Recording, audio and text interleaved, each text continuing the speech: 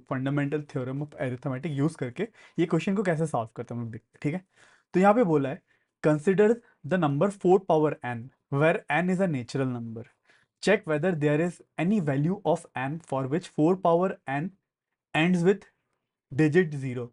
मतलब यहाँ पे बोला गया है आपको एक नंबर दे रखा है 4 पावर n, ठीक है, और n बोल दिया ये नेचुरल नंबर है, मतलब n क्या क्या हो सकता है 1 2 3 4 एंड सो ऑन इन्फिनिट तक कुछ भी हो सकता है, ठीक है।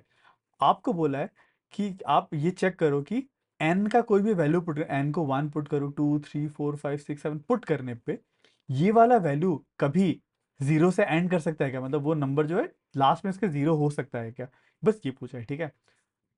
तो इसको सॉल्व करने के लिए सबसे पहले हम लोग देखते हैं कि जीरो से एंड होने वाले नंबर का एक कैरेक्टरिस्टिक होता है, ठीक है। अब देखो जैसे कि 10, ठीक है, 10 को आप क्या लिख सकते हो 2 into 5, ठीक है, 2 into 5।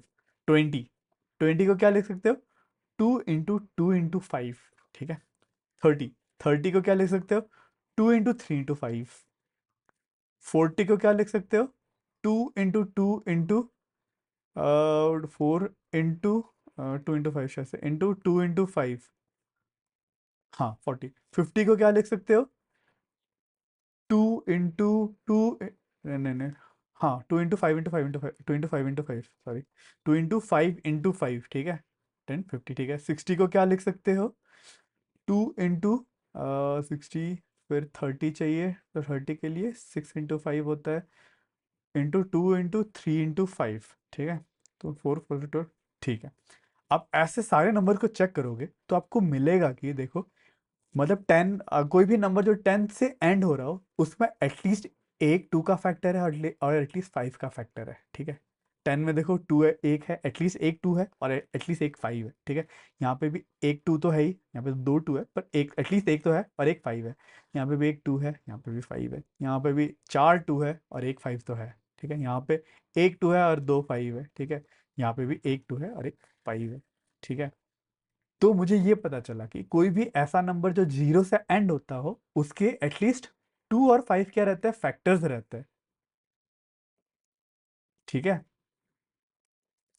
अब देखो, अब 4 पावर n है, ठीक है, आपको दे रखा है 4 पावर n।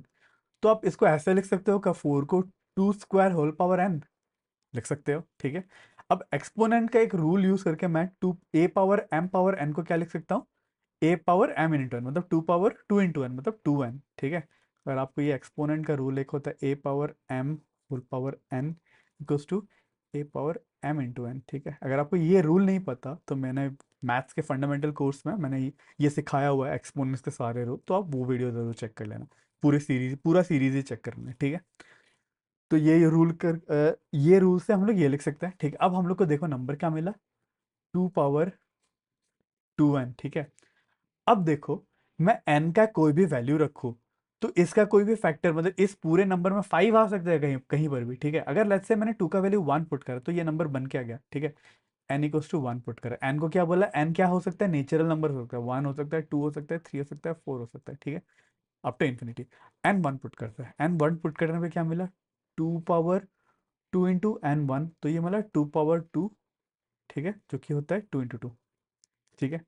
अब हम लोग n=2 पुट करता है, n=2 पुट करने पे 2 पावर 2 into 2, तो ये बना 2 पावर 2 into 2 क्या था 4, तो ये बना 2 into 2 into 2 into 2, ठीक है। और टू n को 3 पुट करता है, n=3, तो ये बना 2 पावर 2 into 3, तो ये बनता है 2 पावर 6, तो ये बनेगा 2 into 2 into 2 into 2 into 2 into 2 6 बार 2, ठीक है।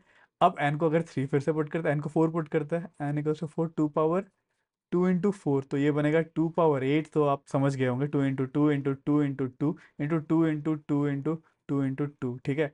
आप n का कुछ भी वैल्यू पुट कर लो, यहाँ पे कभी भी 5 नहीं आ ही नहीं सकता। अब n को बोलोगे 5 पुट करेंगे तो 5 पुट करोगे तो ये नंबर बढ़ेगा ना, ये 10 हो जाएगा, तो ये बनेगा 2 into 2 into 5, तो ये बनेगा 2 पावर 10, तो ये बनेगा 10, 2 को 10 बार लिखो, तो 1 2 3 4 5 6 7 8 9 10, ठीक है। इसका मतलब हम लोग ने ये देखा, अब n का वैल्यू कुछ भी कोई भी नेचुरल नंबर रखो, आपको इस फैक्टराइजेशन में कभी 5 मिल ही नहीं सकता, ठीक है। अगर 5 मिल ही नहीं सकता तो वो नंबर कभी भी जीरो से एंड नहीं हो सकता, ठीक है।